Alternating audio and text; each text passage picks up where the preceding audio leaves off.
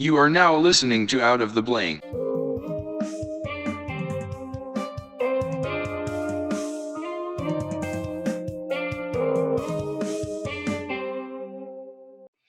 Welcome to another episode of Out of the Blank podcast. I'm here with Ramsha, Essa. So, Ramsha, tell me a little bit about yourself. Well, first of all, thank you so much for having me, and I am very excited to have this conversation with you. I am a student at Loyola University Chicago, and I'm majoring in software engineering and film productions, as well as writing my own book, which is going to be published soon. So it's a very exciting phase for me, and also a very important one because, there are all these things that I'm doing, and I'm at a time when I feel it's very important for me to utilize the time and the resources that I have access to. So I also kind of view it as a huge responsibility because I do know that the things that I have access to, or the kind of opportunities that I have right now, a lot of people don't have the same access to these opportunities. So I kind of view it as a responsibility to make the best use of what I have, as well as create more opportunities for other people, especially the women out there who just don't get the same kind of support that I have here. Yeah, a lot of people are very kind of closed-minded just to other races or other genders, thinking that one side's better than the other. And we're all just people. I mean, that's the main thing I started my podcast for, is just understanding people, because it doesn't take long to have an hour conversation or just be able to go on as long as you want, just to be able to express yourself fully. So what's your age group? What's your age, Ramsha? Yeah, so I'm 19. I'll turn 20 on September. So yeah, it's And you're writing a book? yeah. Holy crap.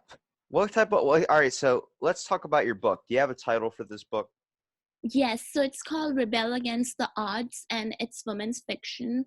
And I feel, as a young woman myself, I see a lot of things. I have a lot of stories growing inside me, which I feel are necessary to share, because I just believe that writing for me is not just expressing myself, but it's also a way to share different stories that can impact people, that other people can learn something from. So I, although I write fiction and I write women's fiction, but I feel that could be any genre, could be any style of writing, as long as you have a strong message. I do feel people learn something from it, and they try to implement it on their own lives.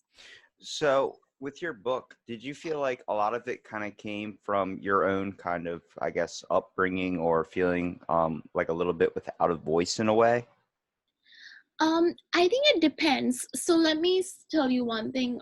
So the first book that I'm writing is going to be published soon, and yes, it came from what I feel and from my own experiences. But then there are also books that I'm working on that are not necessarily a reflection of my life. They're something very different than what I have experienced, or you know what I feel, but they are still stories that I feel are maybe not part of my life, but they're part of other people's life. And the way I got those ideas and the kind of the motivation to tell those stories is also because what I see. Because I think every day we see something or the other that surprises or that shocks us in a way. um, and sometimes we don't even realize that what we're seeing is actually something so powerful that we can narrate it in a certain way. So a lot of it is, it's not what I experience, but it's also what I have seen other people going through. You think that you're making a connection that everyone can kind of touch basis on? Yeah, absolutely. I feel that every person has something or the other to share, and I know a lot of people who I speak to, and they say to me that, we just don't have interesting stories to tell. And my answer to them is that, yeah, I mean, that is something that you believe, but if you see from my perspective, I feel that you are a very interesting person with some great stories to share. So I feel every person goes through something or the other that kinds of, Well, it, you're literally hitting on exactly what I have to deal with every time when I'm trying to get someone for a podcast. They say I'm not the fit, I'm not interesting. I'm like, you are interesting in your yeah, own way. You have exactly. not lived at least an amount of 5 years on this earth and not had a thought, not had a passion, not had something that interests you, sparked you, or hurts you that has gotten to you to the point that you're at today. It just hasn't happened.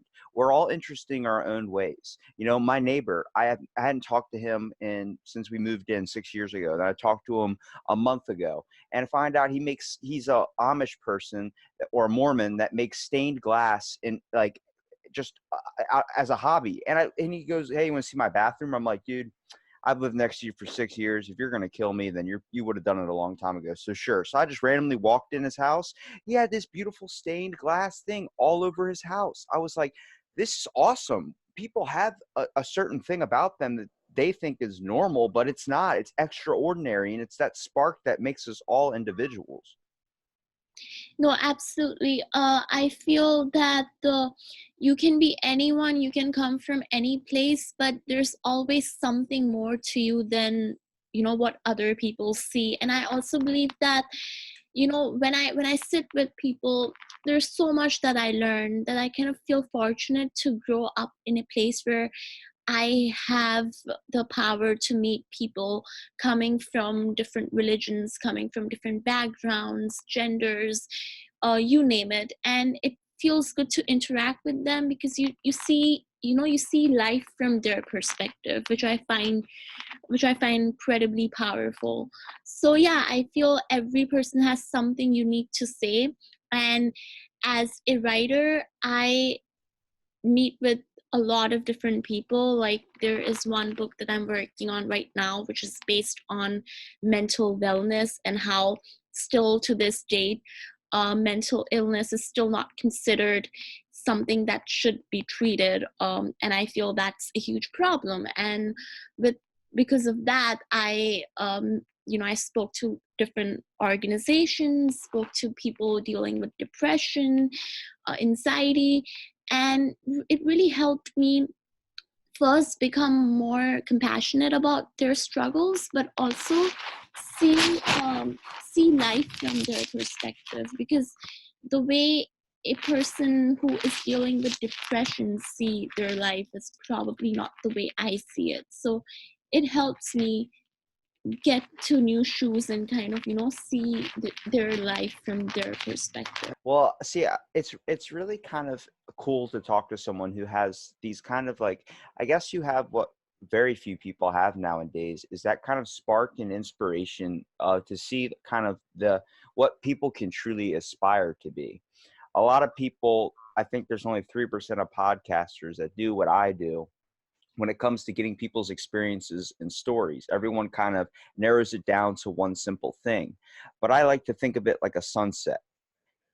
Everybody's experiencing something different. It's the same thing. We all share it, but we're all experiencing something different. The fact that I can look at a cloud and see Darth Vader or whatever I want to see, and you can look at it and see something like a beautiful flower or some type of whatever you want. It's completely different because that's all from our upbringing and that's all from our passions and our own interests. That is in our DNA.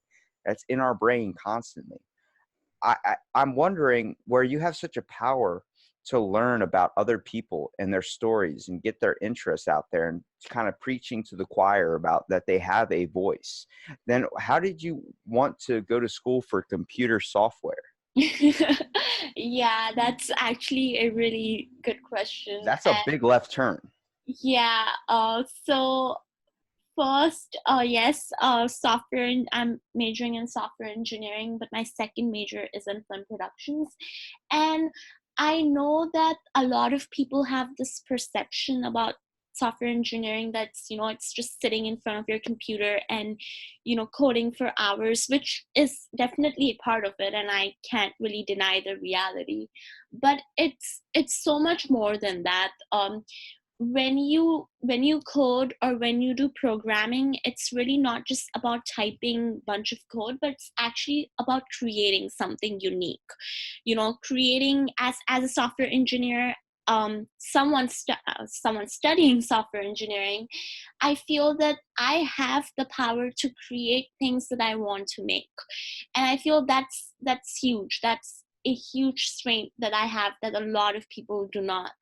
And I kind of view my major as a way to help other people, to make things that can really help them grow, to make things that can really make their lives easier and more convenient.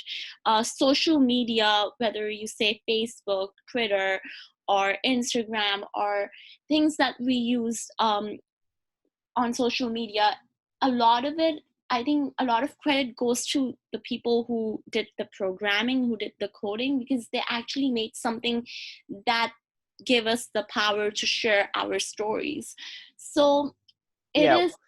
but don't you think that I love the internet? Don't get me wrong. I don't know what I would do without Netflix. Okay. The fact that I can use Facebook to connect to you and in a completely different state than me is amazing. The fact that we can have this conversation and I Yeah. can hear your thoughts and things about this world.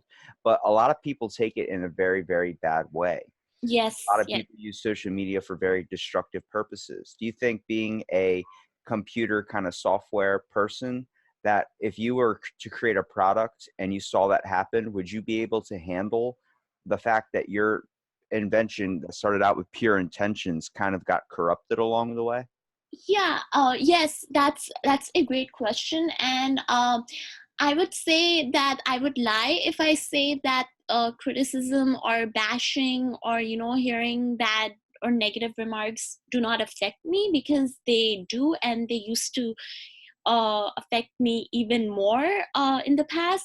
But I just feel that when you step into this field, whether it's software development where you are making a product and putting it out there, or whether it's writing, when you're actually putting your novels out there, or an actor or public figure, let's just say when you are a public figure, you kind of have to get into that mindset where you have to know that people would say all kinds of things. They would judge you, they would mock you, they would criticize you. If people will love you for the things that you're doing, then at the same time they will also have problems with what you're doing.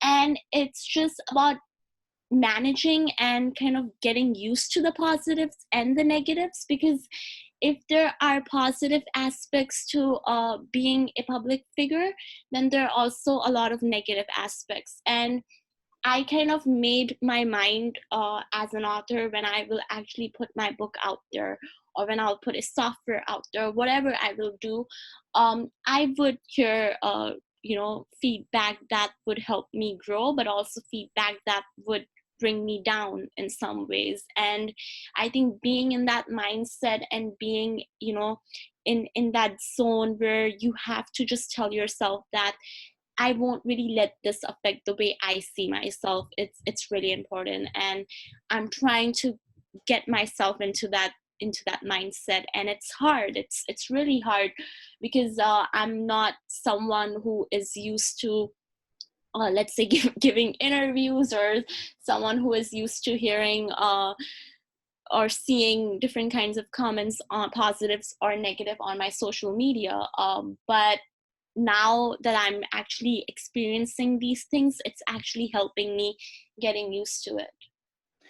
Yeah, I think a lot of what you probably face too, I mean, a lot of people look at us, because I can relate to this a little bit, where it comes to our age. A lot of people see our age and they don't think about the mindset that some people, even no matter the age, whether you're 10, whether you're 5, whether you're 6, it doesn't matter.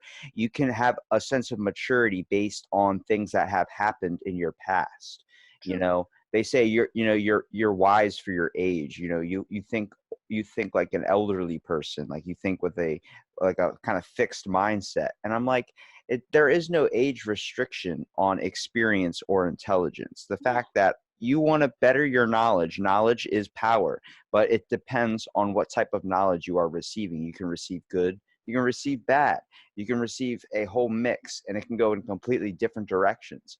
I choose in my path to experience other people's stories and experiences to inform my life, to understand people, to understand the complicated things.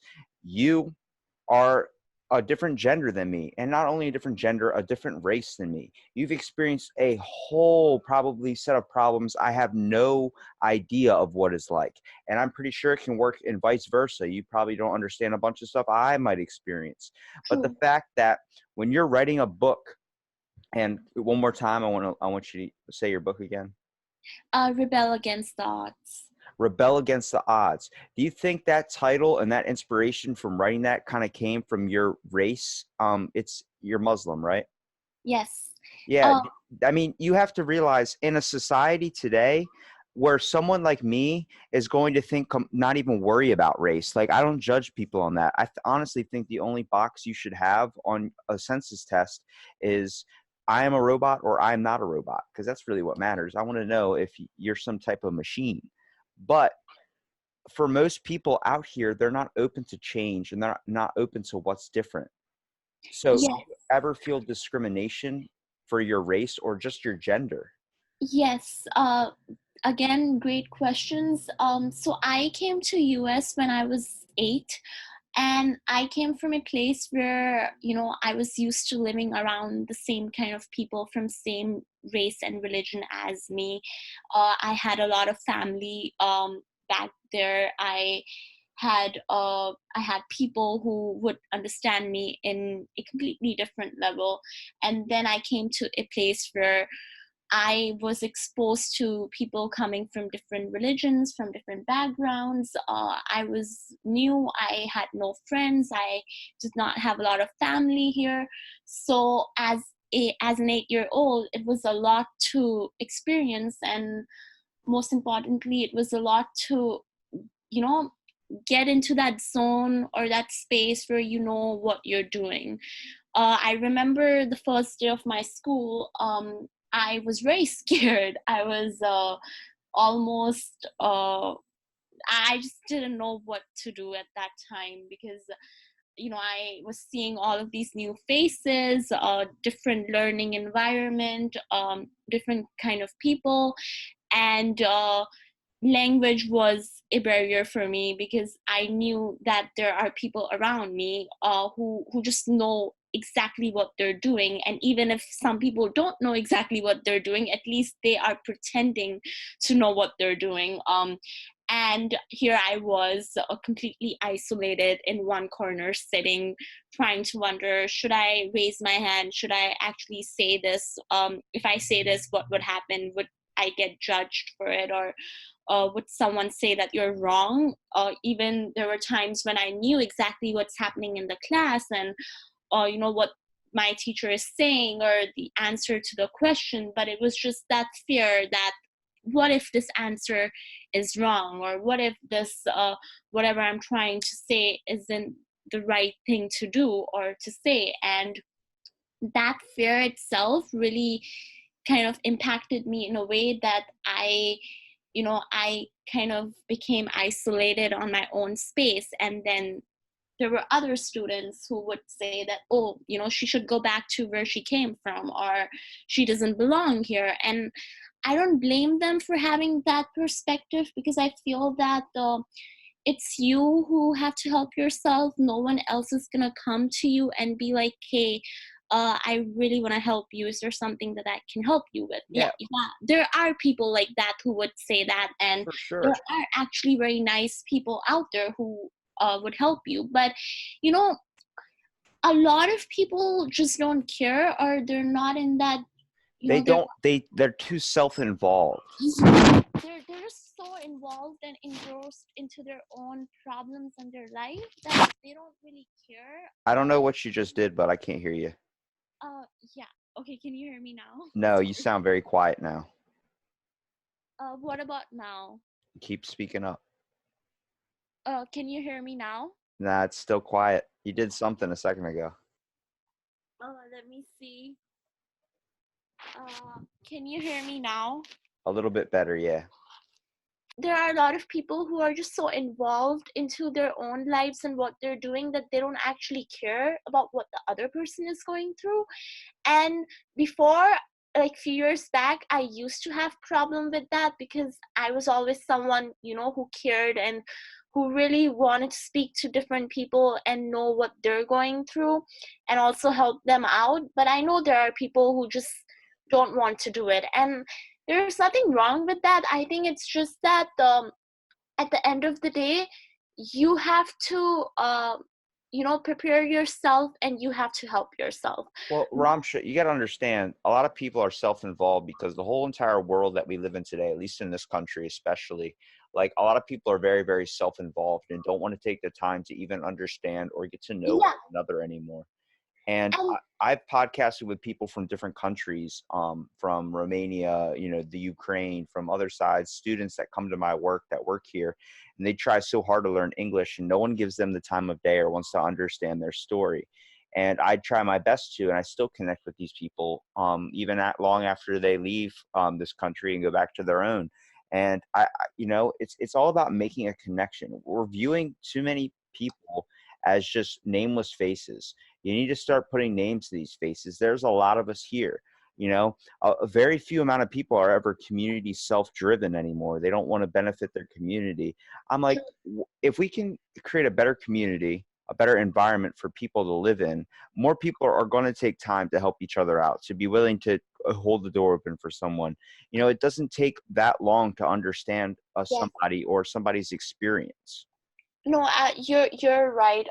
And I just feel that again, it is my responsibility to give back to my community, to help not just to help people who come from the same race or background as I do, but also people who are different than me, because I feel as humans we should be there for each other. And if we know something, it's always better to pass on that knowledge to someone else, because you just don't know what other people are capable of doing. And it makes me happy when I see people doing well, when I see other remarkable things that other people are doing. And I feel that we should encourage each other and motivate each other to move on and learn from our mistakes. And um, going back to my experiences and what I faced, yes, there were people who who used to judge me or mock me about my background or my religion. But then again, there were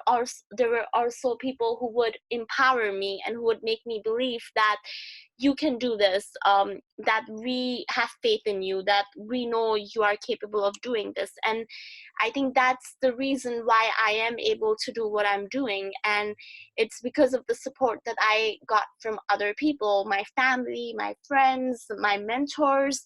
And these are the people who I would say have motivated me all the way along to, face different struggles and still keep moving on. What And exactly, like, what country did you exactly come from? Because you're speaking from, like, I'm kind of hearing the inner minority, if you don't mind me saying. sure, Um, and that doesn't mean upon race as where I'm justifying minority. I work as the only white guy on an all Latino and black staff. Okay, I know what it's like to be a minority, and let me tell you, I prefer that because it's a sense of humbling. It's about knowing what a lot of people don't realize around them, an experience they have never truly faced, where it feels like you are completely alone. Okay, so this is where I kind of relate to you a little bit.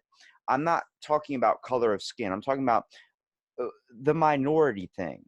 That doesn't have to just be with the color of your skin. That can be anywhere, being different. A lot of people in this world are different. There's special people out here. Everyone's special. But the yes, fact that a lot of what goes on in the world now, this sense of specialness is seen as destructive or not of the norm. So a lot of people don't want to follow it. A lot of people want to be like, no, you have to be like Bill. You have to work a 9 to 5. You have to do this. You have to go yeah, home. You have to trim your tree. exactly.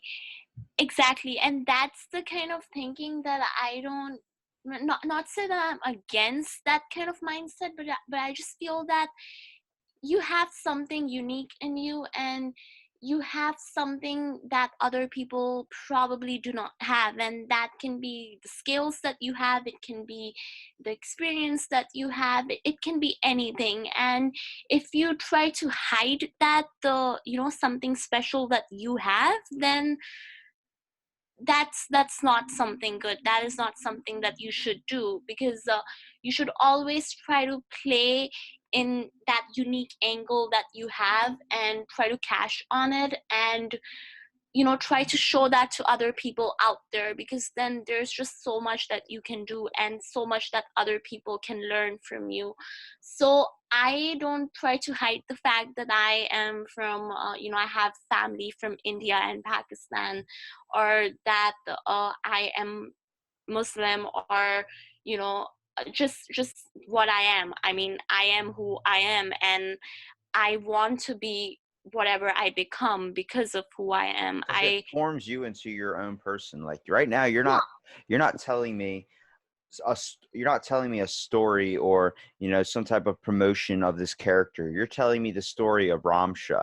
Like, this is the best way I can read a book. Okay, if you were going to write a biography, it would sit on my shelf forever. That's not about you.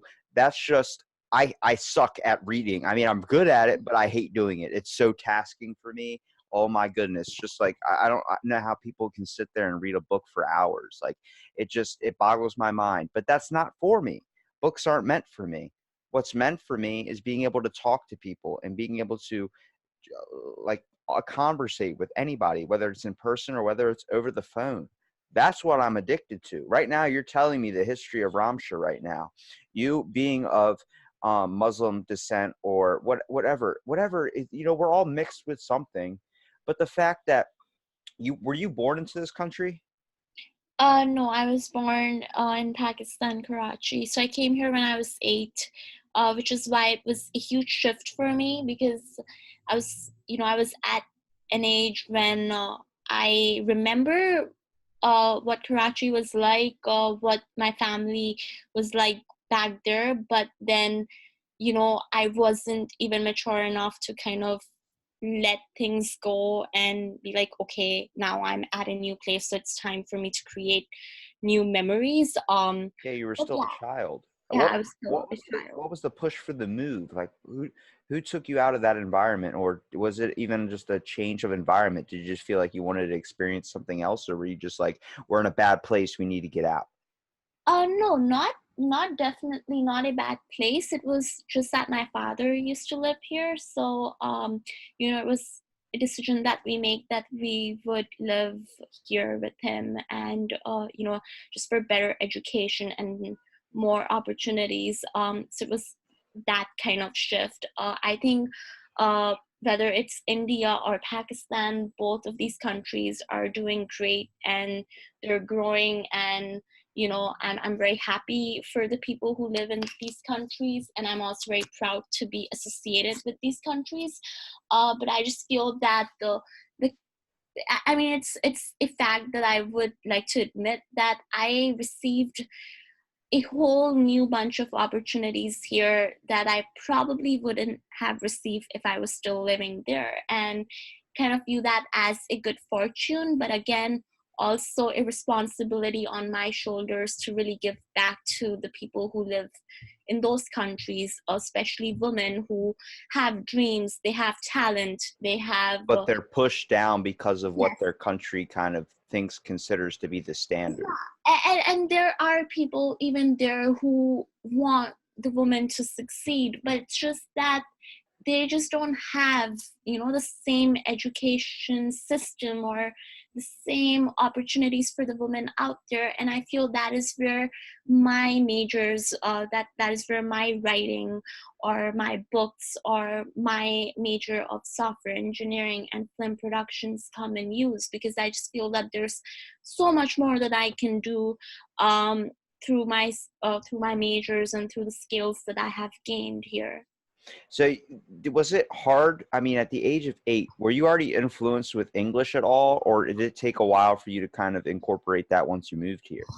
No, I knew how to speak English. And I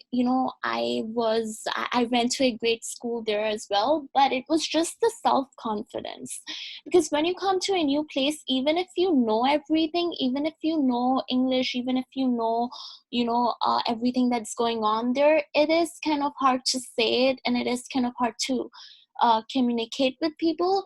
And that's not because you don't know something, it's because you just don't have the confidence, or you just don't have that self-esteem, or you just don't have that courage to go forward and say, yeah, I know this, I can do this also.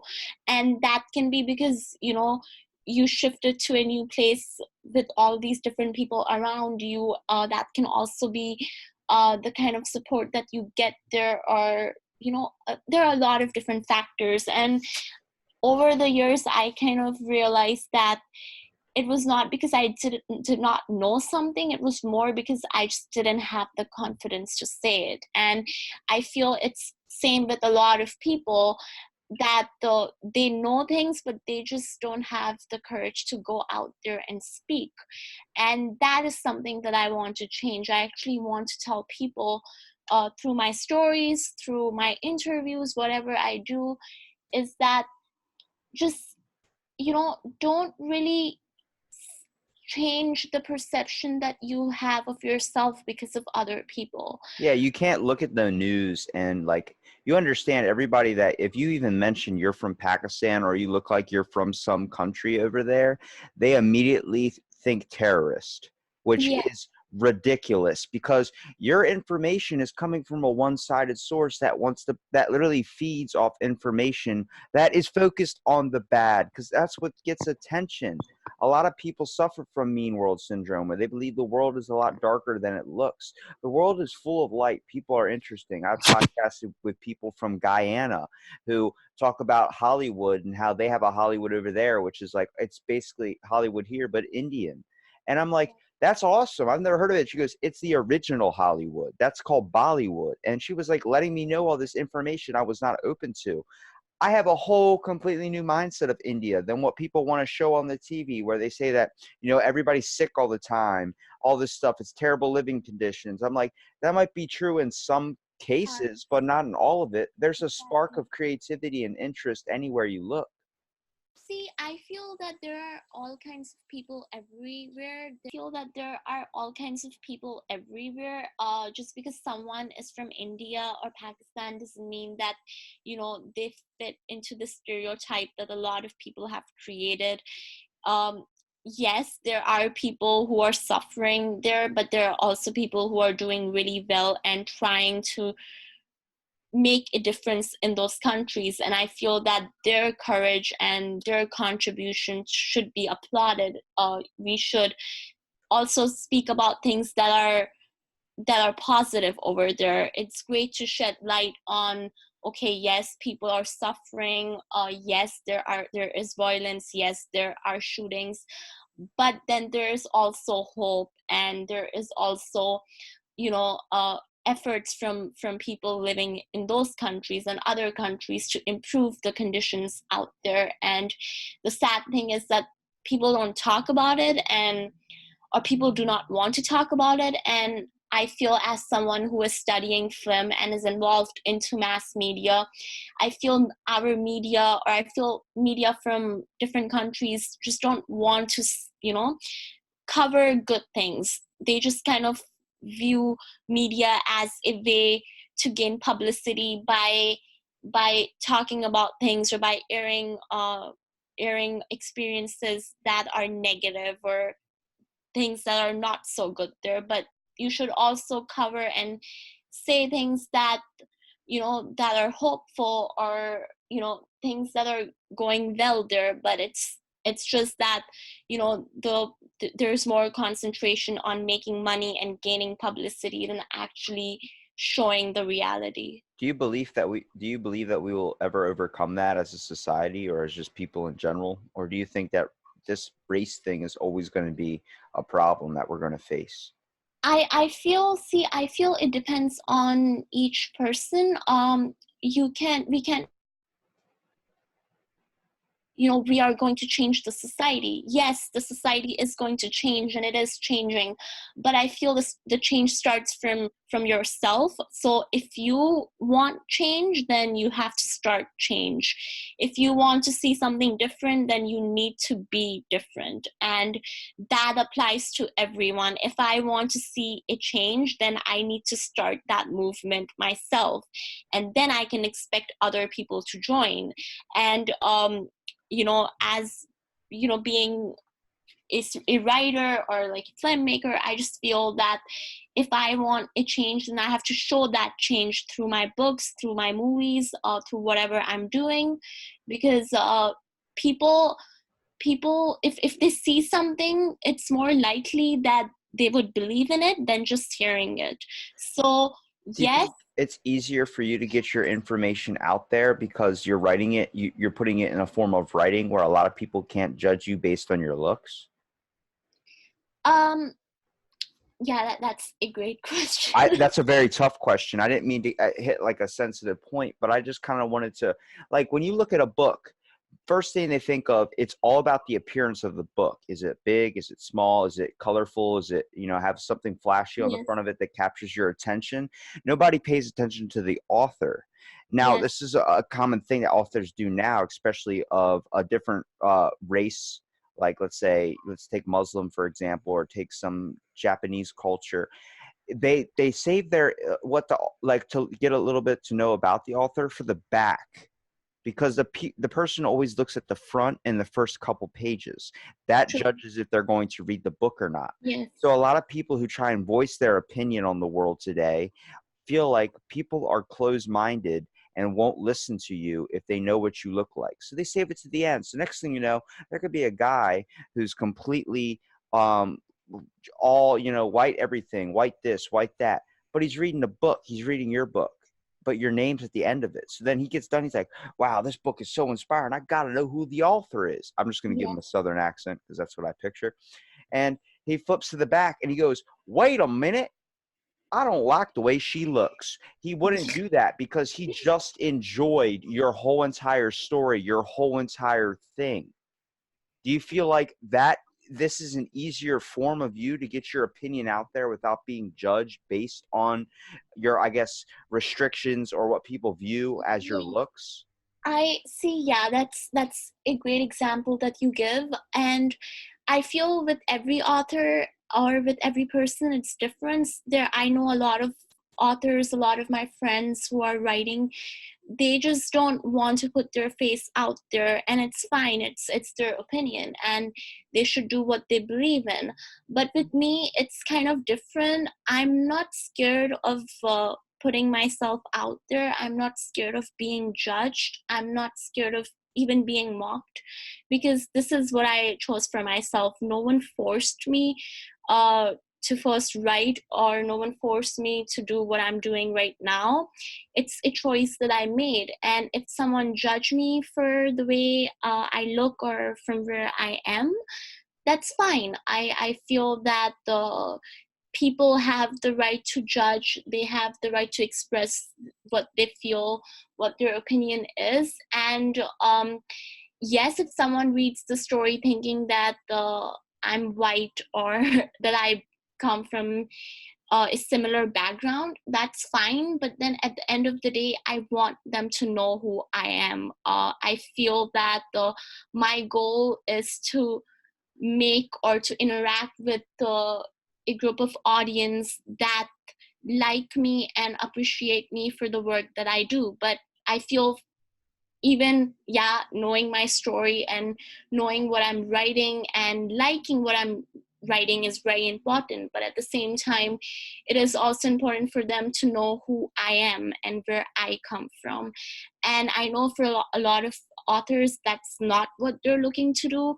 But maybe I'm a little different than what they believe in. But I just feel that I want people to know who I am, because what I'm writing, it's just so much more than characters. It's actually the experiences that I have seen and lived through. and somewhere or the other, I think that also reflects in my writing.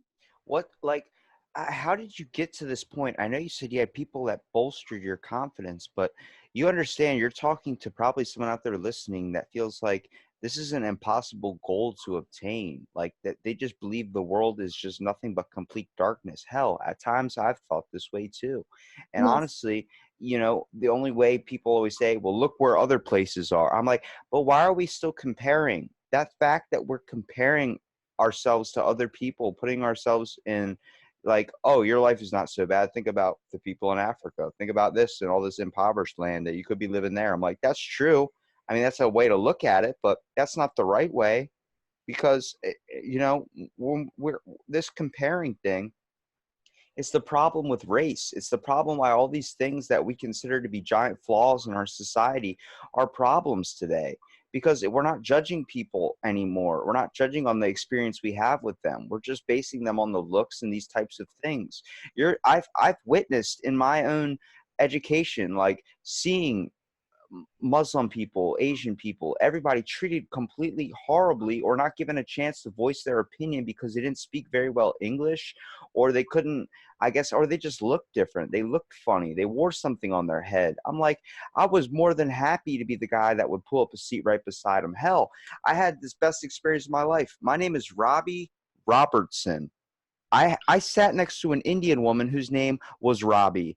I had never, ever, ever, ever in my life sat next to somebody that's name was Robbie. And despite that, looking at someone that looked completely different from me, wore a full-on dress, wore this thing that covered up all these fancy things that were part of her culture, and I put up right beside her. I was like, yo, we're practically related. We have the same name. And she's like, what?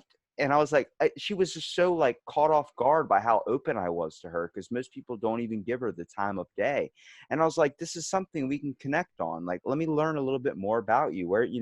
And she told me her story, her everything she had. I'm like, if there were more people in that mindset, the world would be so much better.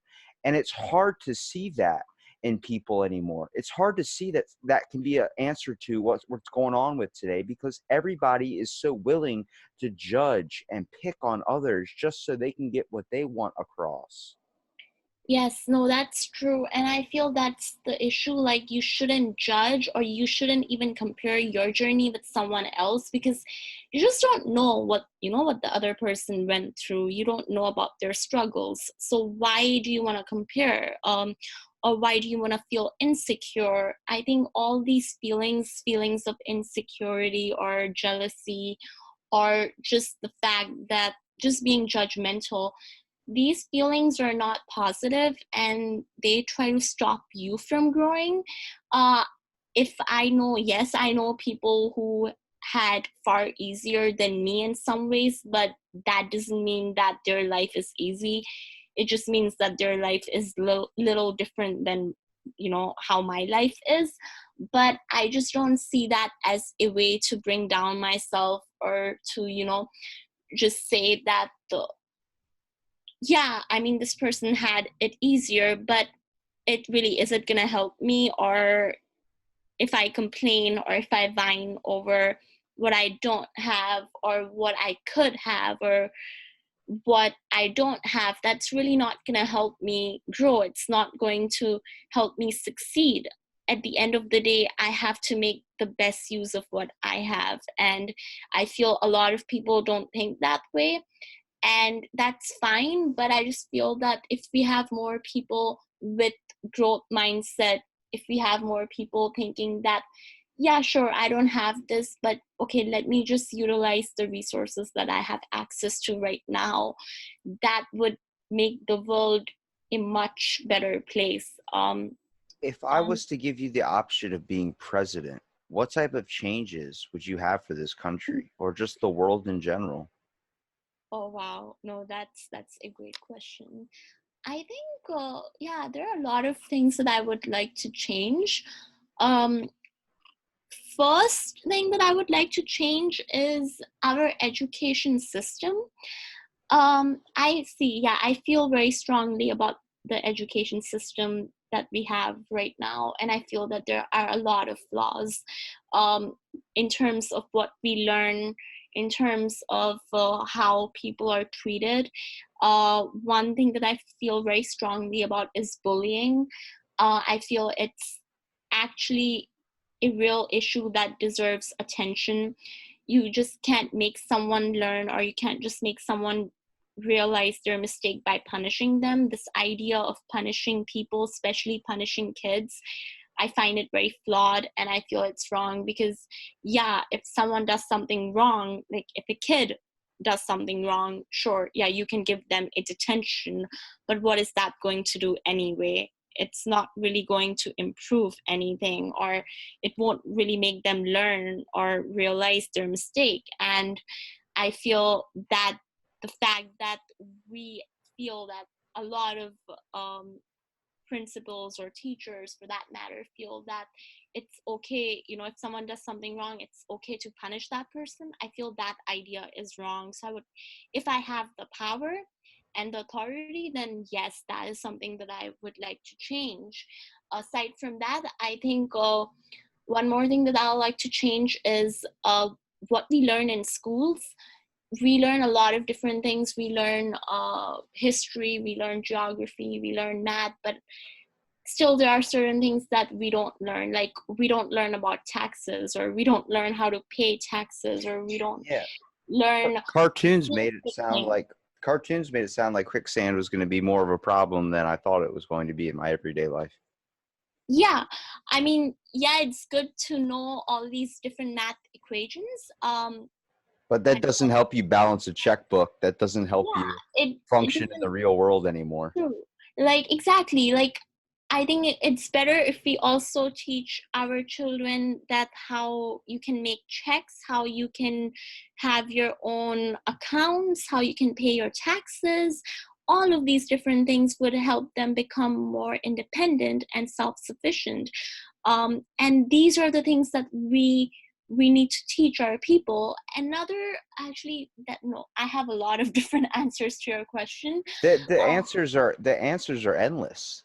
yes, it's endless, and I feel there's also one thing that I would like to change is how how we divide things into specific genders. So we kind of have this perception that pink is a color for girls and blue is a color for guys. Barbie doll girls should play with Barbie dolls, and kitchen sets, guys should play with cars and guns. And I feel that's wrong, because we're making people believe, we're making these girls and boys believe that. You know where that comes from? Do I know where this comes from? It actually comes from a really dumb scientific study where they took a bunch of male chimps and a bunch of female chimps and put them in a room, and they gave them the option of choosing a teddy bear, a little stuffed animal, or a like hammer and other things to smash stuff with, like a car or whatever. And it seemed that most of the boy monkeys went towards the car, and then all the girls went towards the teddy bear or the stuffed animal, and immediately started nurturing about it.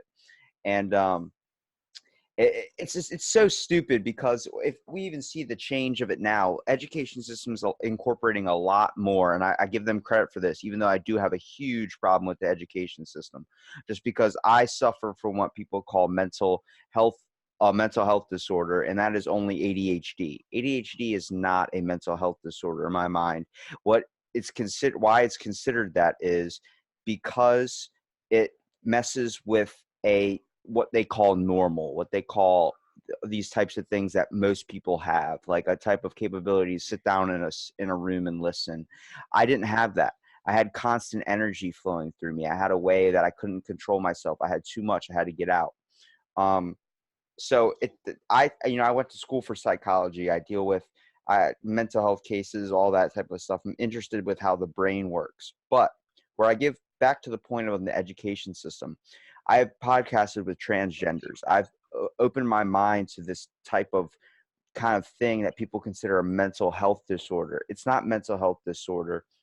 Well, I mean, technically it is, but the fact that they're just someone that was born in they feel as the wrong body.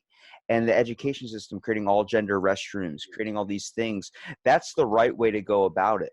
But the fact that we're getting way too sensitive, where schools are afraid to call you him, her, it's now ziz, zir, zer, zoo, zar, zoos, all these different things, all these things that start with Z, it seems like out of a Dr. Seuss book.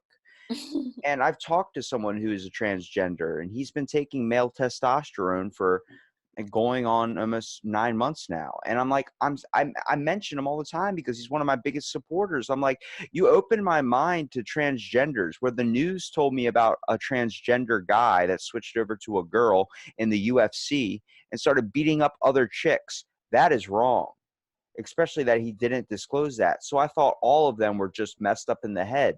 Then he starts opening up to me and telling me about what he thinks. I'm like, wait a minute, you're a person just like me. Like, you're experiencing some type of inner anguish that you can't, the only way you can truly feel free is is in a different, what I guess, a gender. And I'm open to that. I'm open to everything now. This is what bolsters the fact that to truly understand people, you have to talk to them. You have to experience what they're experiencing.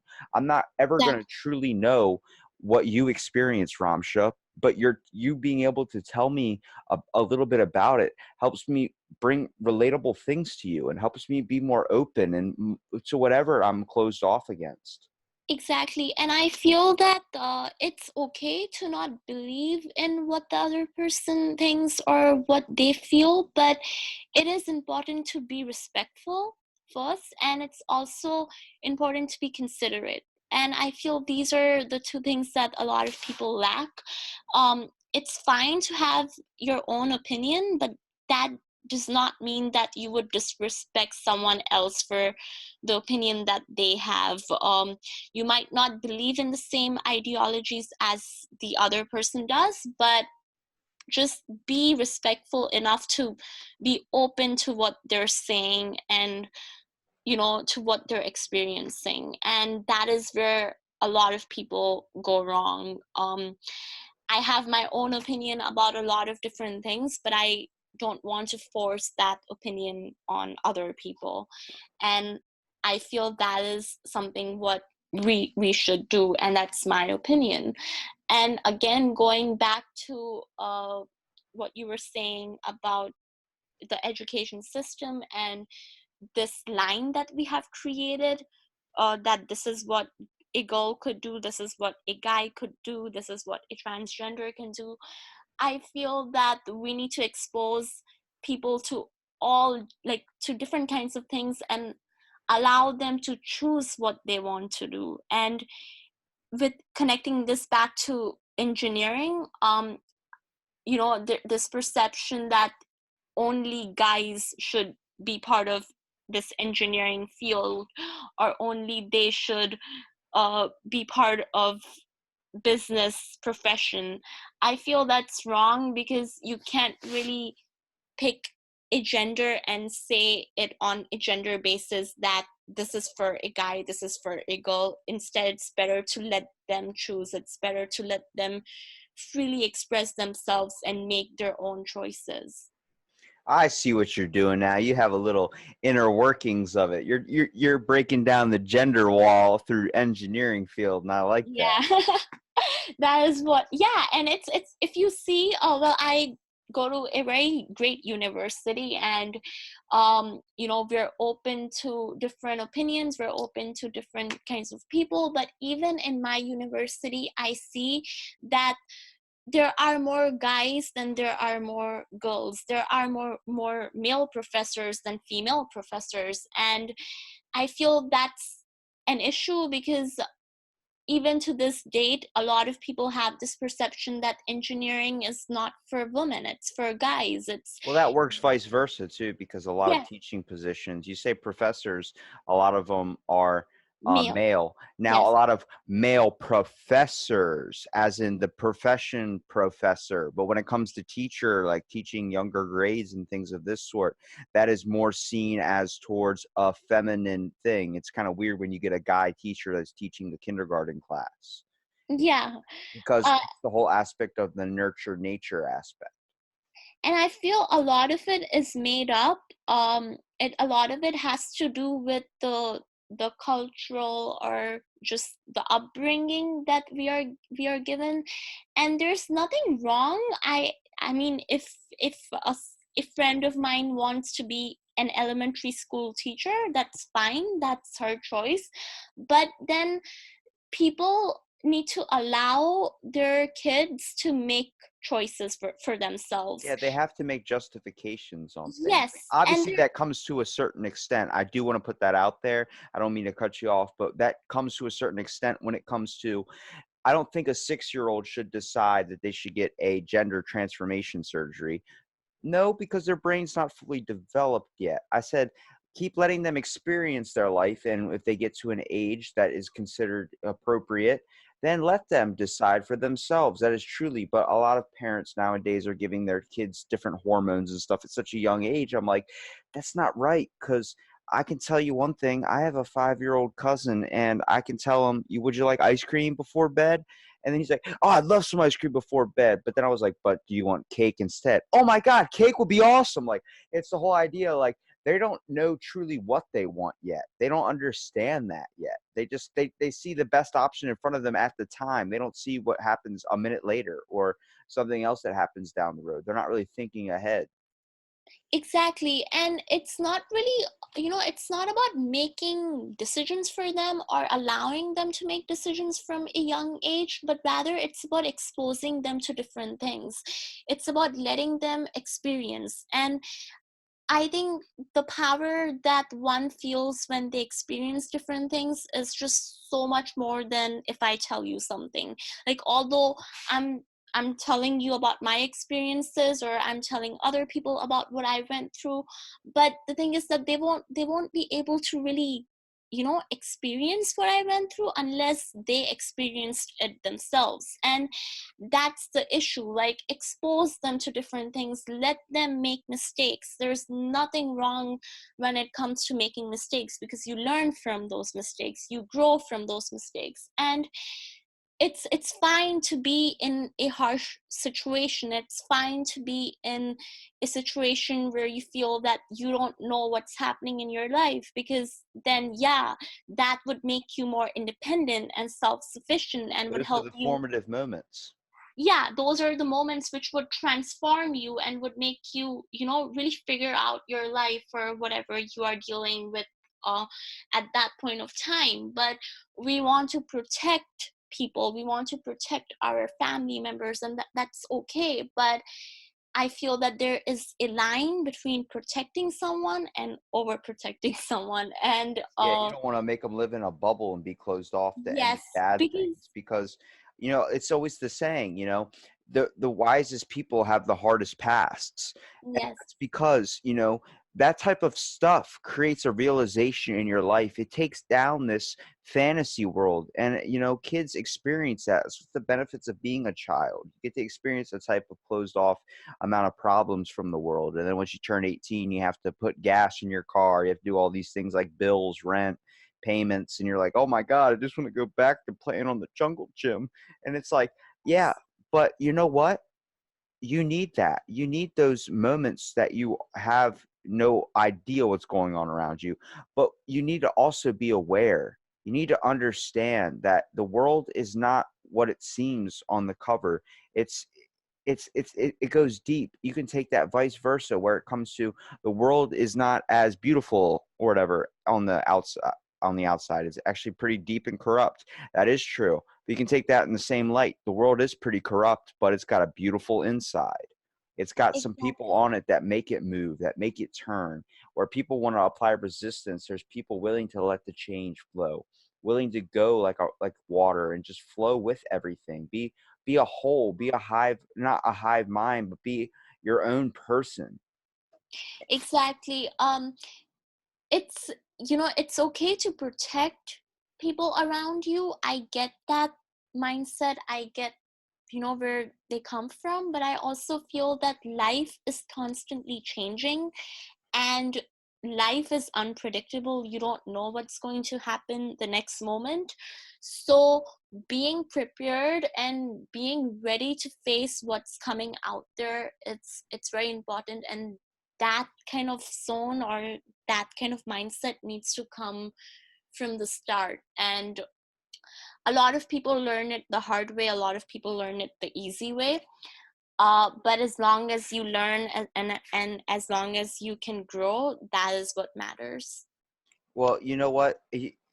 I'm really glad that we had a chance to be able to talk about this and just be able to, first of all, get your story out there, get your information out there. Because I mean, a lot of us today, we truly feel like we don't matter, and it's not true. Everyone matters in their own individual way. I think it's going to take a long time for society to kind of wake up and realize that we're treating people in such a bad way. But I do believe that there is hope out there. It can happen. Yes. I don't know when it's going to be, because I feel like a lot of people are still closed to change. They don't truly are not open to it yet. I don't think the world needs to change. I think the world just needs to open up and understand that we're all here trying to survive together. We live on this literally giant floating rock through space right now.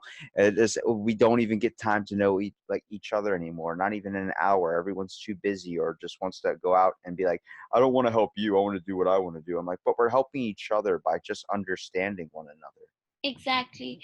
No, what you said is true. And, I get the fact that we are busy and, we have our own schedules, we have our own responsibilities, but I don't think it takes a lot of time to really go to someone and say that, hey, are you okay? Or is there something I can do for you? Like, I see a lot of people around me who I probably don't even know at my university, and if I see that they don't have the best mood, or they're probably going through something bad or something that's wrong, I prefer going up to them and saying to them that, hey, are you okay? If you want to share something, I'm here for you. And you just don't know what that can do for the other person. It can change their day, it can make their day, it can break their day. Words have a lot of power, and I feel that we need to use our words wisely. And it's easier to say than do, because there are times when I'm just so angry and I say anything that I feel like. But I think over the years I've kind of come to that conclusion that words influence you, and they have the power to change you in a lot of different ways. So if I see someone who is going through a rough day, it can be a friend, it can be a stranger, I would just go to them and be like, okay, can I help you? And I have actually seen people smiling and being like, thank you, you really made our day. And that is a major source of motivation for me, because if someone says to me that I made their day, then that's great, because I was able to help someone, and that's my goal. That's awesome, and I really appreciate you saying that, because that's a wonderful takeaway from this. Like, everyone out there needs to understand, like, you have the tools to change. You have the tools to become who you want to become, and you don't need to hurt anybody or do anything to sabotage anybody to get what you want. We all need to be open to every race, everything, every religion, everything. We need to be open and experience our own intake on this life that we all truly are experiencing together. Like, we're around each other constantly. So everyone is going to affect your life, no matter how closed off you want to be. You have a social skill that needs to be filled. You need to talk to people, every now and again. You need to understand that you're not alone in this world. And Yeah. you have to realize there's people with a voice like you and people that are going through things like you. Those are people that it's not just you. Don't ever feel alone. Realize that we're all here together. And Exactly. don't push down others or do anything of this sort to kind of just because of how you're feeling, because somebody could be going through something super difficult, and that one mean thing you say to them could push them over the edge. Yes, exactly. That's why I use your words wisely. And I think after I started writing, I even became, I guess, more responsible when it comes to saying things, because just don't know what the other person is going through. So just be kind Be and be aware. respectful and be aware. Yes, be aware of your surroundings, definitely. Well, Ramsha, it was awesome talking to you, and I really appreciate you coming onto my podcast. I want to give you a minute here at the end just to be able to plug some of your stuff that you have going on, like your book and other Thank things that people can find you on and get your story? Yes, first, thank you so much for having me. And my first book is coming out. It's called Rebel Against the Odds. It's coming out on August 20th. And it's a collection of 2 short stories. And yes, there's a lot more to it. And you can find out a lot more about it on my Instagram, which is called Raisha Stories. And I can spell that. It's Raesha. Space stories. I also have a website called Raisha Productions, and you'll find all the latest updates and promos, different kind of ways which we can use to engage with each other.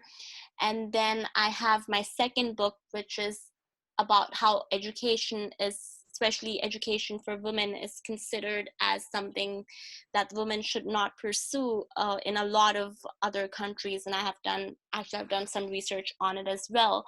And that's coming out in October. And then my third novel, which is based on mental wellness, is coming out on December. So it's back-to-back releases, but I'm very excited to interact with other readers, with fellow authors, and just people in general, because I just really want to know about you guys, and I really want to help you guys. If you guys are, if you guys are struggling when it comes to writing or with just about anything, and if there's anything that I can do to help people out there, I would love to help out, and I would love to give tips and basically whatever I can do. Well, I appreciate you, Ramsha, for coming onto my podcast and being able just to talk to you. Was inspiring to know that there's a 19-year-old out there that's writing books, and I probably need to get more stuff in the fire. But I appreciate you being on the podcast, Ramsha. It was awesome having you, and I hope you have a wonderful day. Thank you so much. Take care.